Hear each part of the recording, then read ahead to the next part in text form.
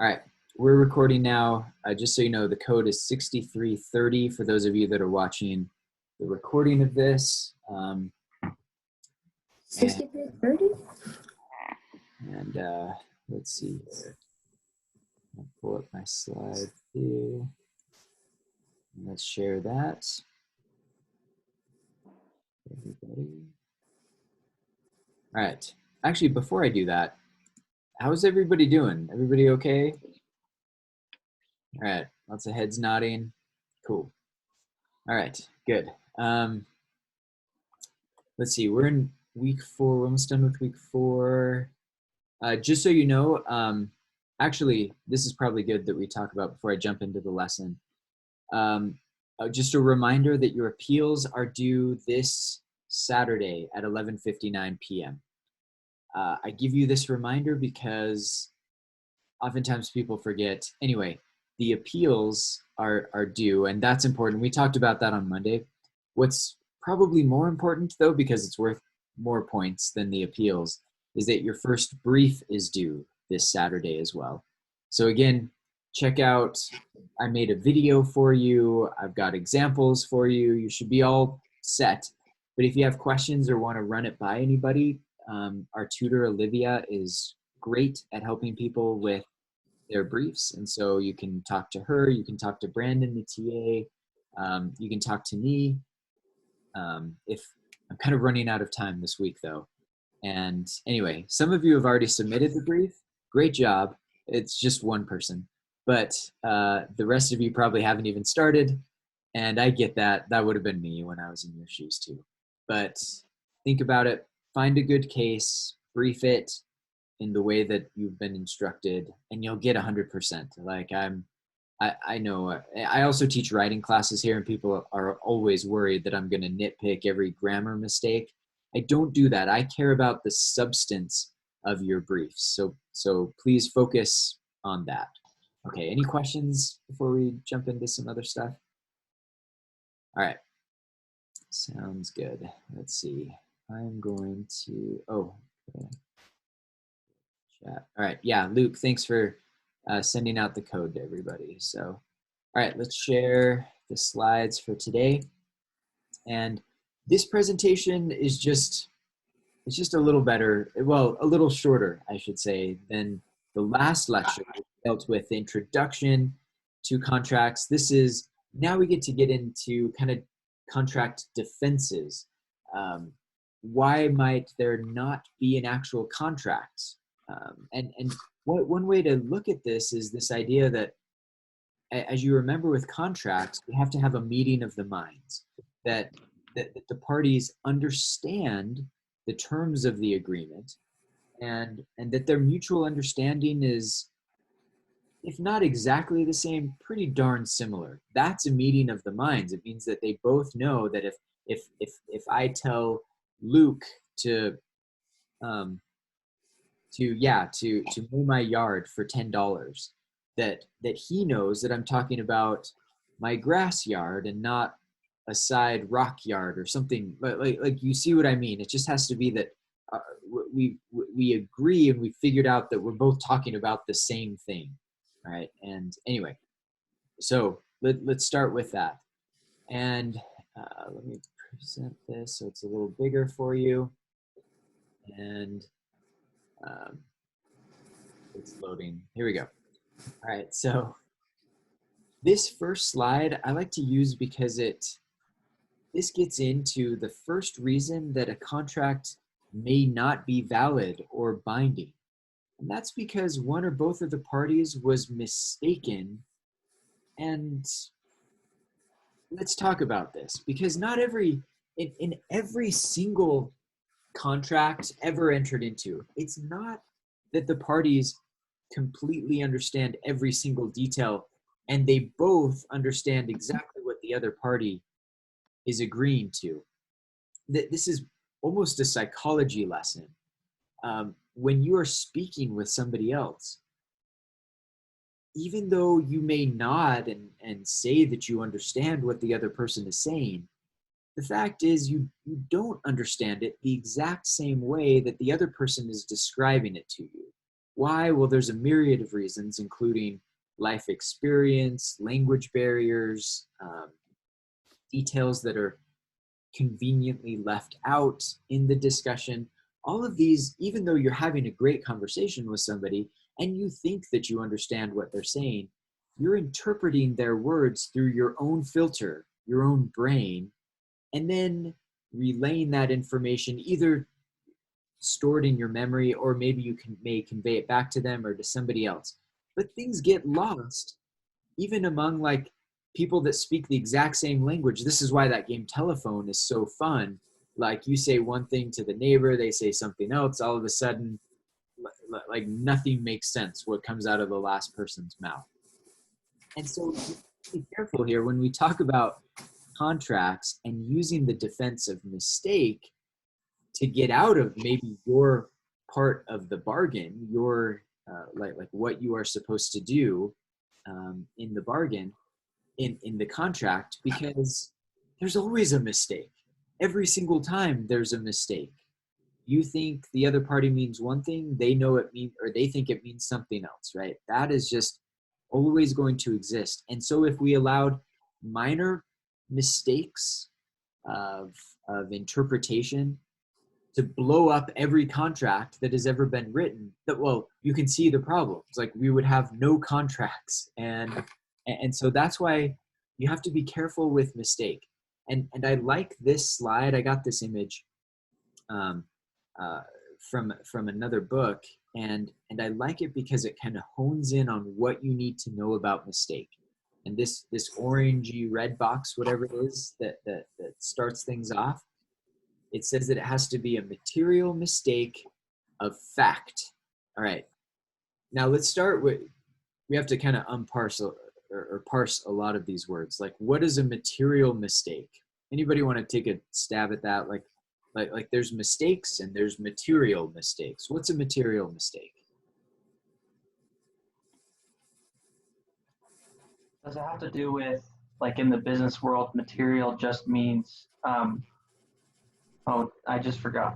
It has like an actual, I totally forgot. I'm sorry. But it has like, it's not value, just, yeah, I sound dumb. Never mind. No, I'm going to interpret your thoughts, Nicholas. What you're saying is a material mistake of fact is it's a big mistake. It's not minor, it's material. And this is a common, it's common usage in the business world. And it's not just mistakes. If you have a deal and you've got a material deal to get done, and it just means big or serious is the way to look at this. Okay. So again, it can't be just a minor mistake. It's got to be a big deal. All right. So one, we've got a material mistake of fact. All right. And this is where we're going to differentiate mistakes of fact from other mistakes. And I've struggled to teach this in a clear way. And I think that's because the law is not clear, very, very clear either about mistakes. And so I want you to think of mistake of fact and contrast that with a mistake of value. I may say that I'm going to sell you I'm trying to look around it. All right, this is embarrassing, but I'm going to admit that I have one of these pudding cups on my desk. Kid left it. I have no idea where this came from. And let's say that this pudding cup is not just any pudding cup. This isn't some like garbage pudding cup. This is pudding made from a Michelin star chef in France that he or she just happened to put in a plastic container and send over to America. But this is the best French pudding ever. All right. Now, I tell you, I say, I got this pudding from Paris. Great chef. The examples that I come up with off the top of my head are always dumb, but this one's actually not terrible.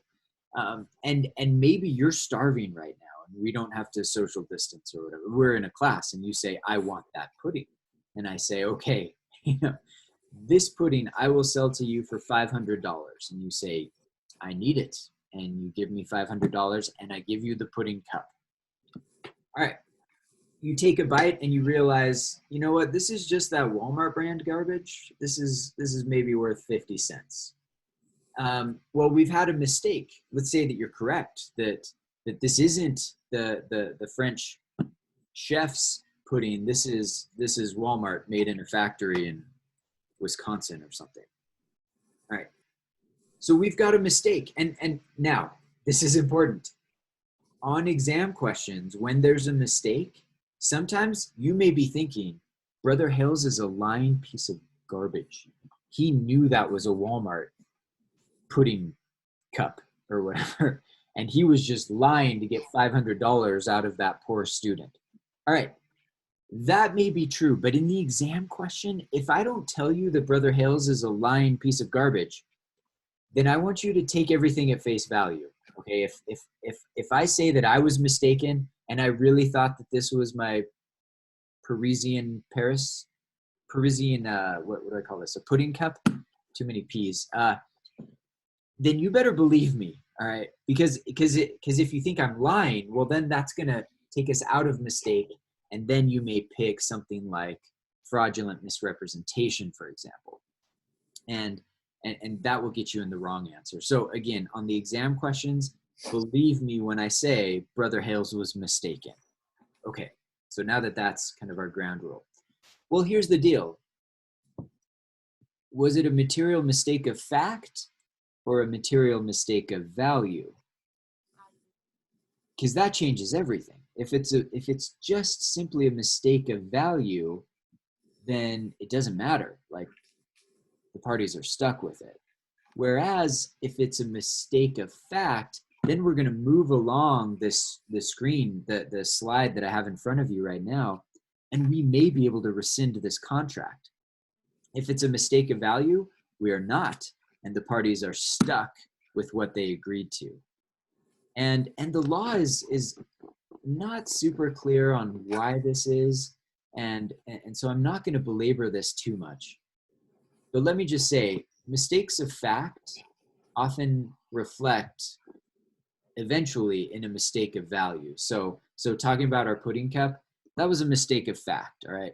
The mistake was, this wasn't my Parisian pudding cup. This was the Walmart pudding cup. But that mistake of fact, like the origin, the source, has an effect on value, but let's not worry about that. The mistake of value is simply, I think this pudding cup, this generic pudding cup is worth $10, and you and I buy it from you. Let's switch the parties around. I think it's worth $10, and you know it's worth 50 cents, but you sell it to me for $10 anyway because of my mistake of value. Well, then I'm just stuck with it. Like, I should have done my homework to see what the value was. Whereas if it's a mistake of fact, well, then you can see the issue. Like we both thought this was a very special pudding. I'm gonna eat this in class. Like, I can't talk about this too much without. You guys are lucky I don't have a spoon with me. Actually, you don't need a spoon. I can just dribble it into my mouth. That'd be terrible. I'd get fired. So let's forget about that and just stick with the fact that a fact versus value. If it's based on fact rather than just value, then we're going to move along this slide and you may be able to get out of the contract. Questions so far? Yeah, Nicholas. So sorry. So that I can connect this to like real world values. Wait, you're saying that my pudding cup isn't a real, just kidding. No, it is.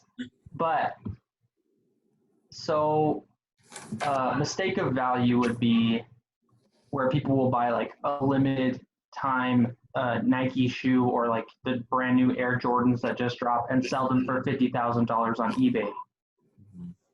Am I getting that right? You know, whoever bought that is just stuck with it, even though they know those shoes are probably only worth $80. They buy it for the intrinsic value. Yeah, Extrinsic value. I think that's exactly right. And we can switch this by saying, like, maybe the mistake of fact is that they are the genuine, Air Jordans or something, but they're not. Like, but both parties thought they were. but they aren't. And that's a mistake of fact, whereas what you were talking about was just value. And somebody may think they're worth 50 grand and buy them for 50 grand and then feel stupid later, but it's kind of on them for not doing more research at the onset. Does that make sense? Yeah. All right, so good. All right. Brother Hill, Yeah, go ahead. so basically, in order to like separate fact and value, is like the product that you're giving to the person, either it can be material or anything else, has to not represent what they were advertising it for. So it has to be like fake-ish. You know what I'm talking about? It's like if I'm saying like, oh, I will sell you this MacBook, but it's not a MacBook. Yeah. But I thought it was a MacBook. I still can like, it can be a material fact and Yeah. no value. Yeah, Lucas, that's another great example. Like you're gonna sell me a MacBook. It looks like a MacBook. It feels like a MacBook, but when I get it and check the operating system, I can see that it isn't. And later we find out that it's not. It's a forgery. It's a counterfeit MacBook, right? And so yeah, that's a good example of a material mistake of fact. And think of it as like a mistake of fact as to the source, the content, rather than just value. I think that's a good way to think about it. Okay. Wait, really House? Yeah, go ahead.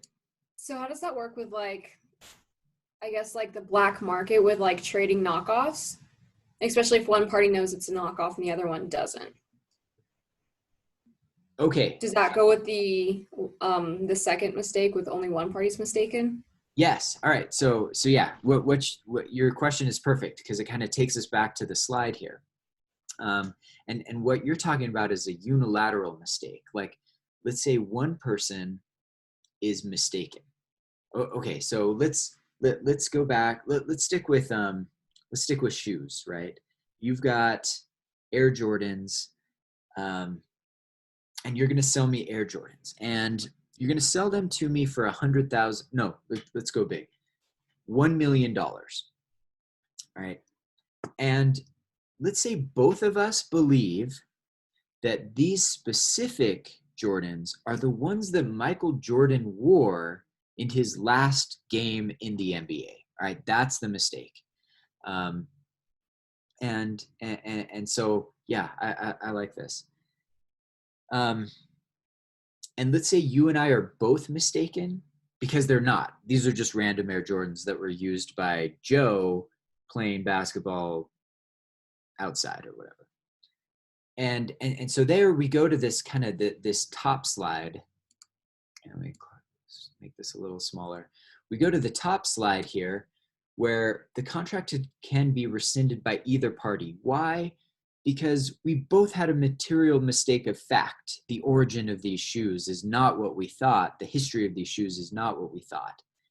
And therefore, we're both mistaken. So either of us can say, never mind. And by the way, like, even though it says either party can rescind, it's always the person that got the raw end of the deal that's going to rescind, like the person that bought the shoes in this case. It's like, wait, these aren't the Air Jordans I thought they were. I want to rescind. And that person can do it. Why? Because we followed along our slide here. Our arrows pointed us in the direction that both parties, either party, can rescind the contract. But let's go with Tiers' other example here. Like, let's say one party thinks only one party is mistaken. In this case, it's going to be the buyer. This makes sense, right? So the buyer thinks that these are the Air Jordans that Michael Jordan used in his last game in the NBA. The seller doesn't. The seller knows that isn't the case. The seller knows that these are just your typical Air Jordans. And yet here's somebody wanting to buy them for $1 million.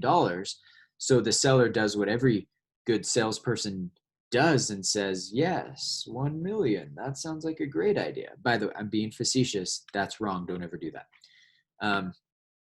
Okay, so one party's mistaken. Well, let's kind of follow along here to the slide here.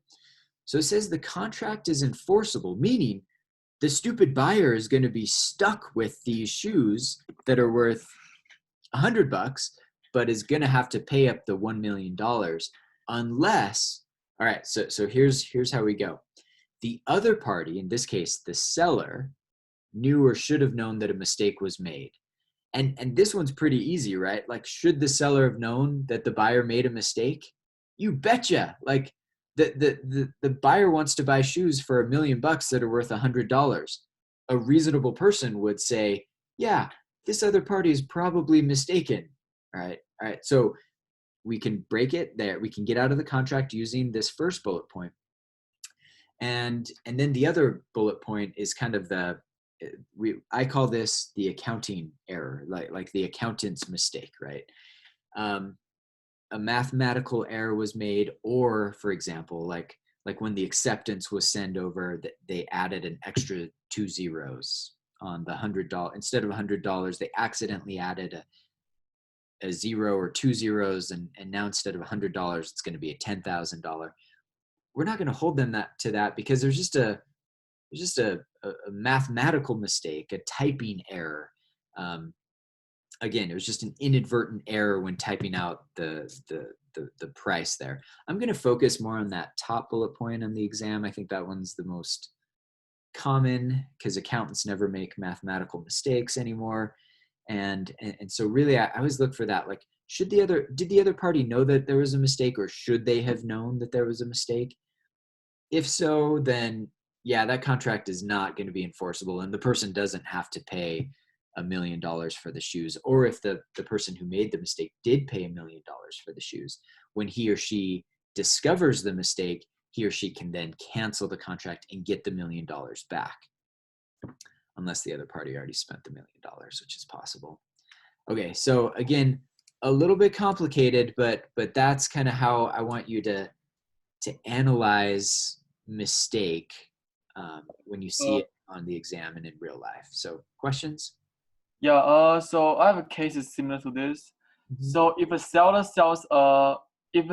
trying to sell like Apple, like a MacBook again, Uh-huh. and if the price is like $2, and you obviously know, for a reasonable person knows $2 buying like a MacBook is impossible, but the person still want to take a risk, so he paid $2, but he get a fake one. So can this guy get sue the company for selling $2 MacBook? Yeah. So let's kind of walk through this. All right. Was there a material mistake of fact? I think so. Yeah, I think so too. One person thinks, and yours is interesting because it's kind of double mistake, right? Like one party thinks they're getting $1,000 MacBook for $2. The other party may think that they're selling a rip-off MacBook for $2 more than it's actually worth, or something, right? Like anyway, I think that we've got a material mistake of fact. Now the question is, were both parties or just one party mistaken? And that's why what I said before is kind of important. If both parties were mistaken, man, this gets extra good because they were mistaken as to different things. If the company knows it's fake, that's why it's so cheap for the customer. Okay. So then, yeah, the seller knows that it's a fake. Then we're definitely at least on unilateral mistake. Then, yeah, the other party knew or should have known that a mistake was made. That's possible, but I think it's a great question because if the seller knew that it was a fake, then it may put us into our next slide, dealing with misrepresentation. And in which case the buyer could get out of it anyway, even though it was only $2. Okay. So could they sue? Potentially, yes, but it's $2. Maybe like is anybody going to sue over $2? Probably not. But could they potentially? The real case is like you spend like $100 trying to buy like $1,000 stuff. The seller knows it's fake. That's why they lower the price to attract the customer. So when you get it, you know you are getting a risk of getting fake product by having those prices. Yeah. So I think customers are not making mistake. They're taking a risk of buying true product stuff. So, and the seller obviously they know it's fake product. So Yeah. I kind of don't understand whose fault this is. Yeah. And I agree. And it may just be one of these buyer beware situations where the price is so low, a reasonable person would know something is up. Yeah. And in which case there's no mistake. They know there's a chance of one of these products being counterfeit. So that would take it out of mistake. You're right. Okay, so just the buyer won't get anything back, right? Since he's taking the risk of buying fake. Okay. Yeah. As long as it was reasonable and the buyer knew or should have known that. But here's the things. If the seller like he's selling fake product, and the fact is he's presenting some information about like this real one, but he's selling fake one. The thing is, yeah, and yeah, I think that's a great comment because that kind of moves us into let's see, into the next slide after this one. So let me wrap up one thing real quick here. When there's a mistake, the remedy, like when you sue, the remedy is just to get your money back, and then you give the mistaken subject matter of the contract back. So that you give the shoes back, and they give you the $1 million back. Why? Because it was a mistake. Like, we're not going to add damages. We're not going to add an extra $1,000 for the mistake because it was just a mistake. Like the parties messed up. So rescission just means you unwind the contract. Nobody's going to get extra money here. You don't get the $1 million back plus an extra $100,000 because that jerk mistakenly gave you something. All right. So kind of know that about mistake, and then. I got a question. Yeah, go ahead. Okay, because I know sometimes it's a really hot button issue, but I know a lot of times some companies, especially I would say nutritional companies, tend to falsely advertise either some weight loss pill or some type of vitamins or something like that, and people get really hurt because of it. Is that the point where you can add a charge plus the where that would bite onto? Great question. Because if they knew or should have known that what they were saying was incorrect, then that moves it out of mistake and into the realm of fraudulent misrepresentation. All right. And that's why on this slide for fraudulent misrepresentation, I just kind of list out the requirements here. There is a misrepresentation of a material fact. There is an intent to deceive or defraud somebody else, the victim. And that victim justifiably relied on the misrepresentation. Okay, so to kind of carry this out, Emma, let's stick with vitamins, right? So let's say that I tell you this vitamin or this energy drink or shake or whatever it is. Like, there's a lot of these scams out there. I say it's going to help you run a marathon in 2 hours, right? Like, basically set the new world record. And it doesn't work. It tastes great, but it doesn't make you a faster runner. Okay. Did I misrepresent a material fact? Absolutely. I told you that's going to make you a great runner. Did I have the intent to deceive or defraud you? Yes, it was done so that you would buy my dumb shake, right? So yeah, it's for money. I'm trying to defraud you by selling you a shake that doesn't work, but I'm doing it for money. And here's kind of the kicker. This last one's a little difficult. The innocent party, in this case Emma, did she justifiably rely on my misrepresentation? And this gets a little difficult, right? Like, does anybody really believe that if they drink a shake for a week or however long I say, that they'll be able to break the world record in a marathon? Well, maybe, but probably not. Like, I can't imagine, like, not even probably not. Like, there's no reasonable reason that you would actually believe that I can think of off the top of my head. Maybe I'm like a top scientist and I'm a nutritionist at Harvard or Stanford or something, and that builds some clout that you would justifiably rely on what I'm saying, and that I say it's some secret, I'm just trying this out. Anyway, like I guess I could come up with some reasons why you would justifiably rely on what I'm saying. But this third one's really important. I have to carry some clout for this to work. If I'm just going door to door saying, hey, I'm selling this to everybody, this will help you break the world record in a marathon, that's very different than me being a world-renowned scientist. Now I'm just a door-to-door summer salesperson. And so that I think is a good way to start analyzing these questions and this issue in particular. Now, the reason I've got Tom Selleck here on the screen is that he was the subject of a great case dealing with fraudulent misrepresentation. All right, for those of you that don't know Tom Selleck, I'm sorry. This guy has still to this day the mustache that I wish I could grow, but once I realized I couldn't, I shaved it off. Tom Selleck, and by the way, like most of us just shouldn't ever have a mustache. Tom Selleck can get away with it. Like, dude drives a Ferrari, for crying out loud. So, Hollywood actor, makes a lot of money, and does what a lot of rich people in LA do. He decides he's going to buy a ranch and have horses in the valley. A lot of them ended up in Santa Barbara. Anyway, rich people buy ranches in California. And when he does this, he decides he wants a horse. But I mean, the dude drives a Ferrari, so he can't have any horse. He wants a racehorse. And some of you know this. I didn't. Your average horse, you can get him for a reasonable price. You want a racehorse?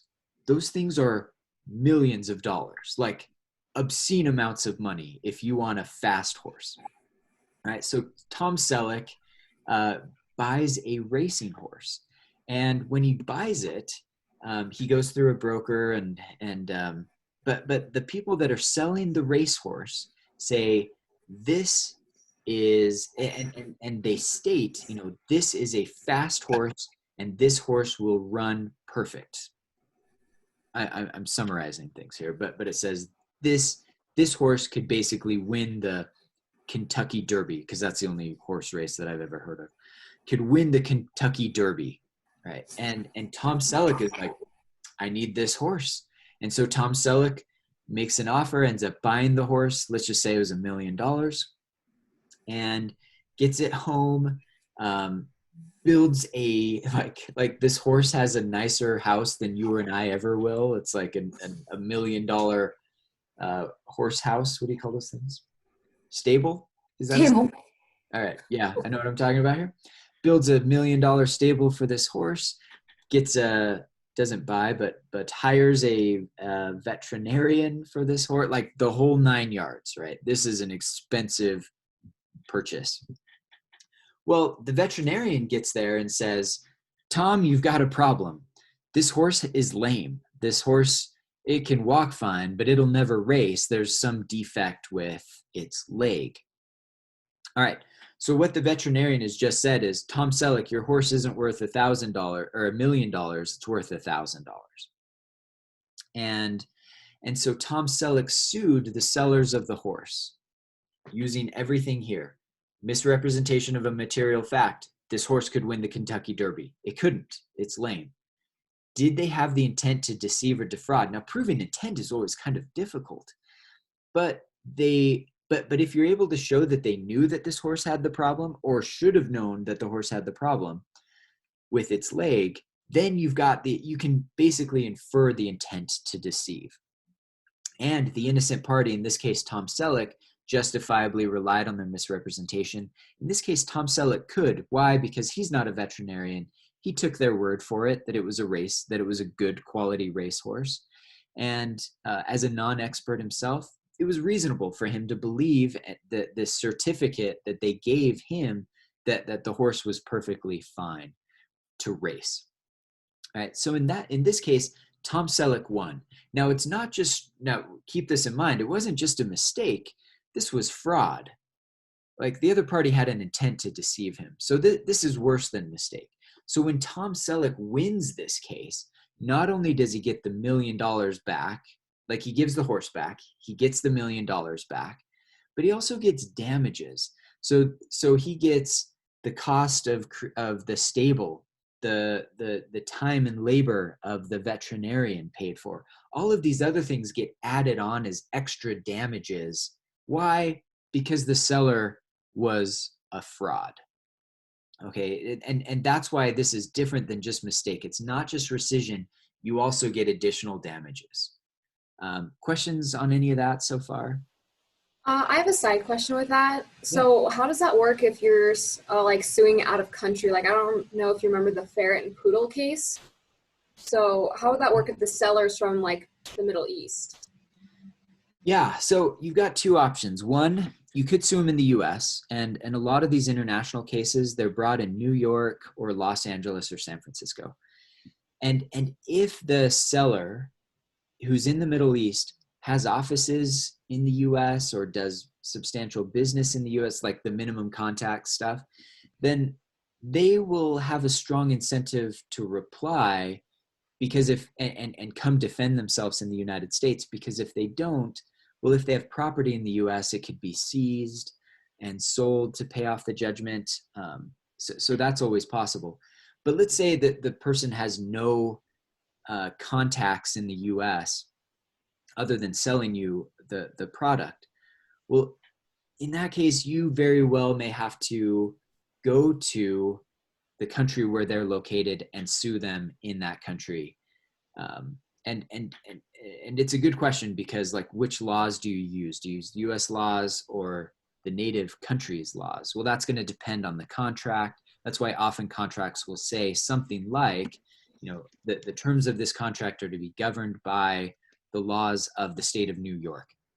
So even if you go sue them in, let's say, Saudi Arabia, that court presumably would interpret the case based on New York laws of breach of contract or fraud. Does that help? Mm-hmm. Cool. Hey, Brother Hills, could you use the defense for the contract that like the other party either knew or should have known that the mistake was made in terms of like the reliability of whatever you're selling or whatever? Yeah. So like going back to Tom Selleck, the sellers could have said something like, well, this is on Tom, because we told Tom that if he has any doubts or questions, or not even that, we told Tom it's on him to hire his own veterinarian to inspect the horse before the sale. Therefore, what they're saying is like, this horse comes with no warranties. Like if we change it to that, then you're absolutely right. That they may be able to get out of it because there's no fraud, because Tom Selleck waived it by not inspecting the horse. We just didn't have that in this case. In this case, the seller said, this is a high quality race horse. It will win the Kentucky Derby for you. And because of that fraud and Tom Selleck reasonably relying on it, that's why Tom Selleck was able to win this case. So is there any cases, is there any like, is there any chance that, I mean, like, is there any scenario that Tom will fail to fulfill the point 3? The innocent party must justifiable relies on the misrepresentation. Yeah. So we could change that. And this is a good question. I want all of you like thinking of like, how do we change the scenario so that it doesn't meet element number 3 and Tom doesn't win? Well, it could be that they didn't have a certificate that this was the greatest horse ever. It could be that it was a door-to-door, like Brother Hales showed up, in board shorts and a t-shirt saying, I got a racehorse for you, $1 million, Tom. Like then should he reasonably rely on me? Definitely not. I'm just some random person selling a horse. All of that goes into changing number 3 so that it all of a sudden, he's not an innocent party. He's just dumb, right? He didn't justifiably rely on what I said. He stupidly, naively relied on what I said. That's those are the things that we can do to change number 3 to make it so that he wouldn't win anymore. And so that's why I think that's such a good question. So you have to have the evidence show the credibility of the people you believe in. That's exactly right. It has to be justifiable reliance on what the seller is saying. Yeah. Okay. Product helps. Yeah. Super fast, quick question. Yeah. If I want to put this like buying in Amazon, right? Like you can buy a lot of things there. Yeah. And they were advertising these shoes for $200. When I got it, I realized they were fake. So it would be so easily for me to say, oh, just like, no, it was a mistake of fact. So I can just return it, get my money and all of that. So we'll be fine. But what happens if I see a pattern that like a lot of clients are also seeing that they're just selling like fake shoes? And can you escalate that to a fraudulent misinterpretation when you Absolutely. realize that there were more people involved and like this is not a mistake, this is something they're doing on purpose? Yeah, and Lucas, I think you're right on the correct path. If they like, we'll let you claim mistake one time, that's it. Once you have noticed that you're selling counterfeit products and you've been warned and you've been told, well, then if you keep doing it, now you've moved into the realm of fraud. And so, yeah, that great question, because yeah, it shows kind of the correlation between mistake and fraud. One was a actual mistake. 2, they knew about it and then they kept selling it for inflated prices. So yeah, that's just additional evidence that they met this this element. Here, I gotta go back. This element number 1 of misrepresentation with intent to deceive, because they knew about it. So yeah, good question. All right, undue influence. This one's pretty simple. It follows the same fact pattern most of the time. And really it comes down to the crooked accountant or lawyer or doctor or whatever, right? And what happens here is, you in most hypothetical situations here, you've either got somebody on a deathbed and they're about to die, and along comes the son. It's always a son for some reason. I need to have an exam question where it's a daughter. But the son comes in and says, Mom, I love you. I'm going to miss you so much. Go ahead and sign the house over to me before you die. And Mom says, well, I want it to go to all the kids. And the son lies and says, well, I'll make sure it does that, but we need to get it in my name, because if it's in your name when you die, then it's going to go to the government, or just some stupid lie like that, right? And freaks grandma out, well, Mom out, who's about to die. And so she signs the deed over to the house to the son, who then keeps it for himself, and all of the other siblings don't inherit anything from that house. Well, this is a lot like fraud, but we call it undue influence because here it's somebody in a position of trust, all right? And that's element number 2 here on the slide that you're looking at. So element number 1 is we've got somebody that's vulnerable, somebody that's about to die, or potentially a minor, a child. Not like, anyway, I always have to do this when I first start talking about minors. I'm not talking about like 7 dwarfs. Right, that's a stupid joke. All right, minors, children, not adults yet. Someone that can really influence that vulnerable person. It has to be a kid, an attorney, the accountant. And then the influencer gets a benefit at the expense of the vulnerable person. This is almost always money. And it follows that same fact pattern, like the deathbed, sign the deed over to me, dying person. That's all that I really need you to know about undue influence. In addition to what you already read about, it's fairly simple. It just looks wrong, it feels wrong, it is wrong. All right. Now we can contrast that with duress. And duress is just undue influence on steroids, right? And for this one, I always use this. There's this old show called 24. Jack Bauer is, anyway, old show, but great. And all the Use my episodes. cell phone to disable a bomb.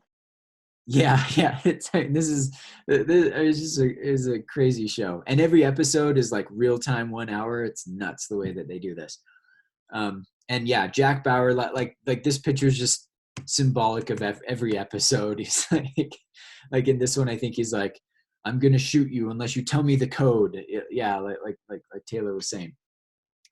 Well, if somebody puts a gun to your head and says, you're going to buy my pudding cup for $500, and then they, cock the gun and put it to your head, what are you going to say?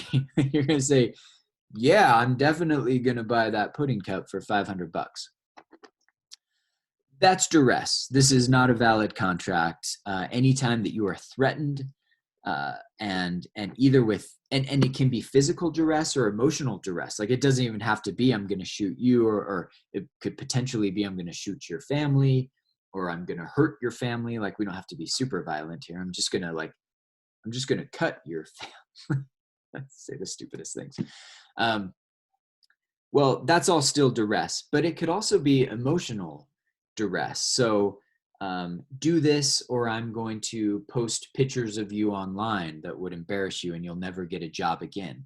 Well, that's not going to physically harm you, but like the chance of you not getting a job anymore because of some compromising photos that this blackmailer has of you, that could also be duress. And on the exam, just tip question, or test tip for you, it will be I have an emotional duress question on there about, it's even like made up, like false photos of somebody, and that counts as emotional duress.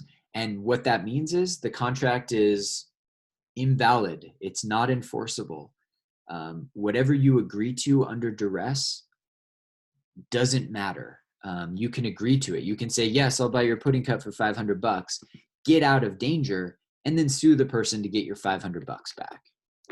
That's the way that undue influence and duress both work. So this last slide, and kind of the last thing I want to hit on before we end class, is just the idea of unconscionability. And this one is important and very difficult to prove in the real world. The idea here is that nobody in their right mind would have entered into that contract. And so there's something fishy, and so we're not going to enforce that contract. That right there is unconscionability in a sentence. We don't have proof of duress. We don't have proof of undue influence. We don't have proof of fraud. And yet, when we look at the terms of this contract, that is it's so one-sided.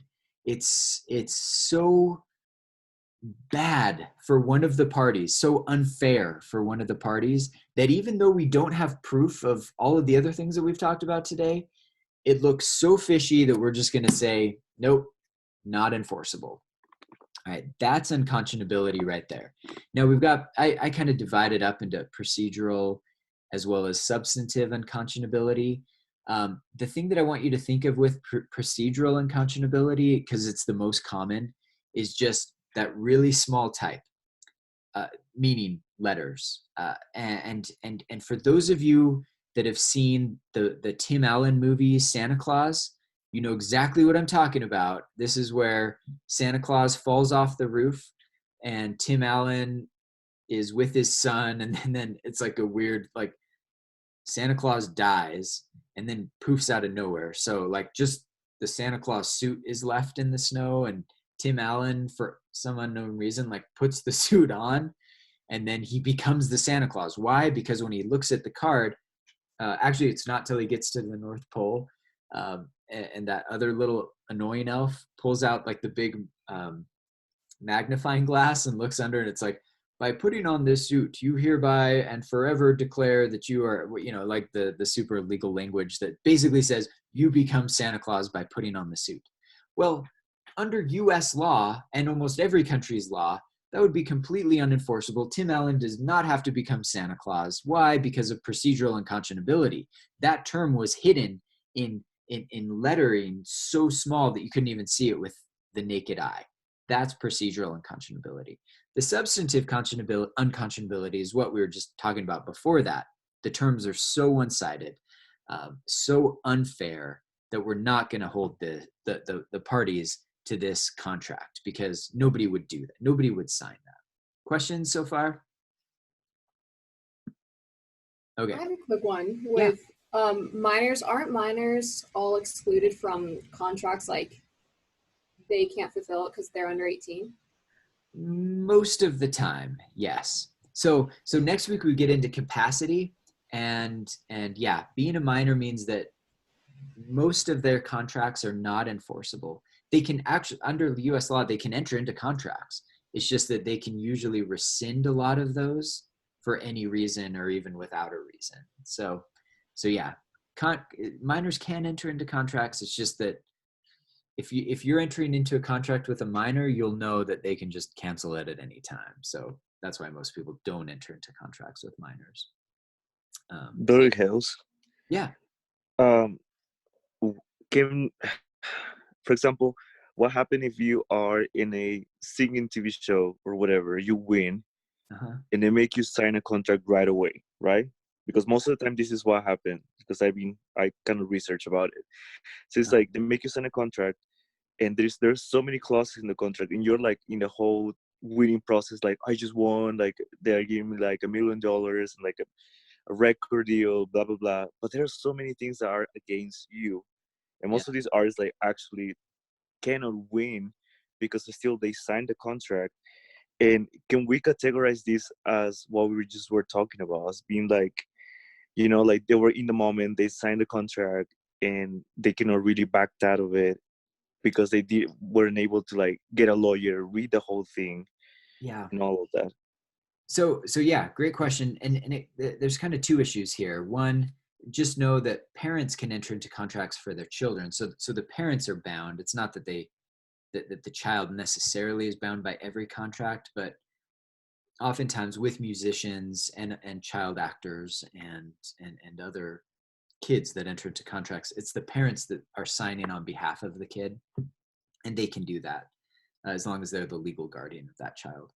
The other one is it kind of gets to the unconscionability issue. Like some child artists enter into contracts that, again, like you said, are so one-sided that nobody in their right mind would enter into that. With those ones, we'll let the kids get out of that contract, even if potentially their parents signed it. If it's unconscionable, it's unconscionable for anybody that signed it, like the parent or the child. And so we'll let them out of it. But sometimes that's just what we think is unconscionable. Like proven unconscionability, I'll just tell you this right now, super hard, like very hard. You have to prove that nobody in their right mind would enter into that contract. Now, keep in mind, people enter into dumb contracts every day.